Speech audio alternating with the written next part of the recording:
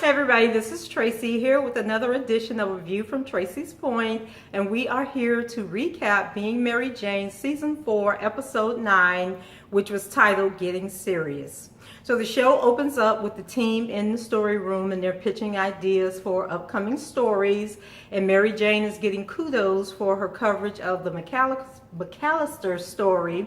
And so afterwards, Garrett asked, about a new idea. And so Mary Jane was caught off guard and she kind of like threw it over to Justin. And then Justin brings up that he wants to do a follow-up story on a lady who was in the media, do the social media, and how something she posted kind of ruined her life. And then Rhonda jumps in and says that, if they had been doing their homework, that they would have known that she covered that story. And then Justin said, well, we want to do a follow-up.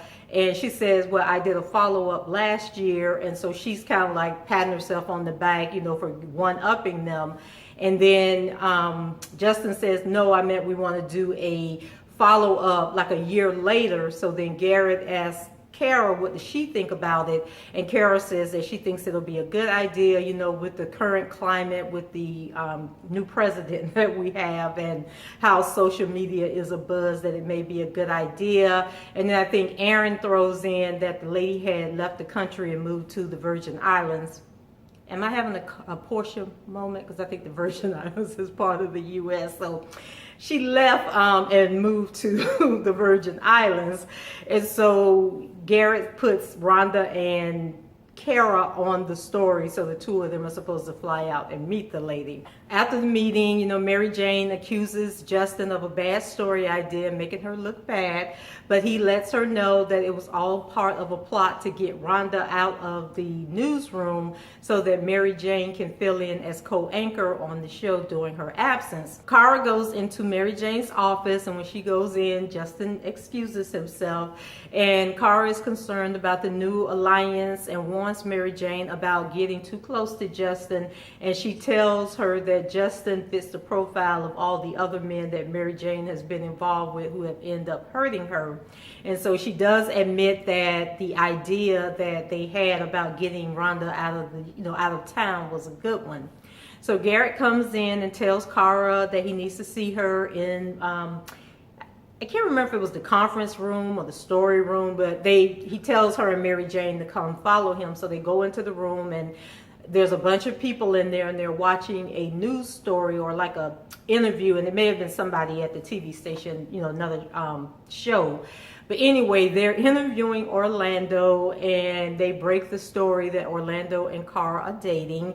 So everybody in the room, they're clapping and cheering, and Garrett lets Kara know that he had suspected it for a while, but now that he finally has confirmation that it's true, that everybody can relax and everything. So everybody's happy for Kara except for Kara. She wants no part of this, and she can't believe that Orlando has gotten on TV and exposed their relationship. So as the viewing of the little interview was going on, Mary Jane spotted Aaron walking by, so she sneaks out and goes to ask him about the opportunity to co-host the show when Rhonda is gone. And so he kind of quizzes her to see where her head's at, and then he tells her, he'll think about it. Later, Rhonda asks Mary Jane to come to her office, and she has some Bohemian coffee, and she has the little coffee china set and everything. So it's like a little tea party for the girls. And she basically wants to let Mary Jane know that whenever she's out of town, that she always picks the person that Aaron is going to use as the co-anchor. So basically letting Mary Jane know that, she has one-upped her again, and that I think she said Natalie was going to be the person that she recommended. So, Mary Jane gets angry, and she kind of pushes the coffee back to Rhonda, and she said something to her, to the effect game on, heifer. So she storms out of the office. So then Mary Jane runs into Natalie, and Natalie is bragging about how, she slept with Aaron and it's finally paying off, because now she's guaranteed to co-anchor. So then Mary Jane throws a wrench in the plan by telling her that Aaron is now screwing some woman named Sophia, and then the camera goes to the other side of the office and you see Aaron and the Sophia lady, and they're like all interlocked arm in arm. So Natalie runs off to confront Aaron about the rumor. Cara is in meltdown mode over the whole Orlando drama and being outed as a couple. And so what it really boils down to is that she doesn't feel that she can compete with the younger women that he's been known to date. And then I guess he has a history of dating, famous people like musicians and actresses and singers and stuff like that. And so she also says that she doesn't like the fact that her business is all out in these streets. So Natalie runs by and Cara is shocked that Mary Jane, had orchestrated this whole ordeal. And then I swear Aaron was in his office holding his eye. So I don't know if Natalie slapped the man or what was going on. Mary Jane accuses Cara of being jealous of Justin and the relationship that they're forming, work-wise. And then the phone rings and it's them letting her know that Lee is there. So on her way to meet Lee, who has shown up unannounced, Justin comes up. So Mary Jane introduces the two and Justin asks Lee if he was a construction worker. Boy, please. So Mary Jane asks Lee what he decided about Zoe and the baby, and he says that he is going to tell her no. So he tells Mary Jane that he loves her, and she tells him, I think that was the point where she told him that she also loved him too. And then the two kiss, and oh, by the way, when Justin walked off, Lee kind of had a little blip of jealousy. It was like Justin didn't look how he thought he was going to look. He thought he was like a really uptight, business type that would have on like a business suit, shirt and tie, but, he was totally different. Cara is FaceTiming with Scott and trying to get a feel for how him and her other son are taking the news about her in Orlando. And then the two start talking about your Q rating. So I guess that has something to do with how popular you are on social media. But Scott lets her know that his rating has gone up real high since the news broke, and that all his friends think it is cool. So while they're talking, Orlando comes into the room, and then he's all over Cara, and they're all on the sofa making out and everything. So I don't know why Cara won't just relax and go with the flow, but she has been like, on this episode, she looks stressed from the opening moment to the closing moment. She just looked like she is on the verge of a breakdown. The following day, Garrett invites Cara to his secret monthly poker game that it seems like everybody knows about, but I guess you have to be on a special list or be very VIP in order to get an invitation. So this is a big up for Cara, and I thought that he was inviting Cara in hopes that she would invite Orlando, but it just seems like she had made it into the in crowd. So Aaron announces at their meeting that Mary Jane will fill in for Ronda, and I swear Ronda could have died quicker than Natalie did when she heard the news. So everybody at the table was like, what the hell? Then Mary Jane and Cara have a girls' night to celebrate, and Cara encourages her to talk to Lee about having a baby, and then shares that she is growing tired of Orlando. So Mary Jane tells her to cut through the crap and tell the truth about Orlando. Like, what is it that is keeping her from opening up and giving their relationship a shot? So Cara is already planning the breakup, and Mary Jane tells her to get out of her own way and just let it flow. But Cara is afraid of getting hurt, and she's afraid of being made a fool of in front of the whole world in case Orlando isn't being serious, and then a couple of months he's moved on to the next person. At the studio the next day, Justin is boosting Mary Jane up. When Ronda comes in and, she's pretending like she cares and drops a seed of doubt on Mary Jane that things may not go the way that she hopes, and that the last person that filled in for her while she was out fell flat on their face and it was a total disaster. But she thinks that it's not going to be that bad for Mary Jane, but Mary Jane should just be aware that anything could pop up at the last minute and happen. And happen to ruin, her big debut. It's late at night and Mary Jane is still in the office practicing her delivery and failing miserably. So So she calls Justin and tells him that she's freaking out and she's really nervous after talking to Ronda earlier in the day. So he comes down to the station and gives her some tips. And I'm not sure why Mary Jane is tripping when she had her own show in Atlanta. So I'm thinking it's pretty much the same thing. You're sitting in front of the camera. There's millions of people watching you and you just do what you were born to do. But for some reason, she has allowed Ronda to get all up in her head. So Justin claims to be showing her, how to tilt her head when talking, and looks like there was some sexual tension going on there, but I liked it. The following morning, Mary Jane is getting her hair and makeup done, and Ty, the makeup artist, recognizes, the goo-goo eyes that her and Justin have been giving each other, and he questions her as to whether or not anything is going on between the two. And, of course, Mary Jane says that it's not. And then Kara calls to let Mary Jane know that Ronda checked out of the hotel without telling her and that she doesn't know what's going on. So as they're talking, Ronda walks into the studio with the lady that she had went to the Virgin Islands to interview. And so just like that, she's killed MJ's chance of being the co-anchor.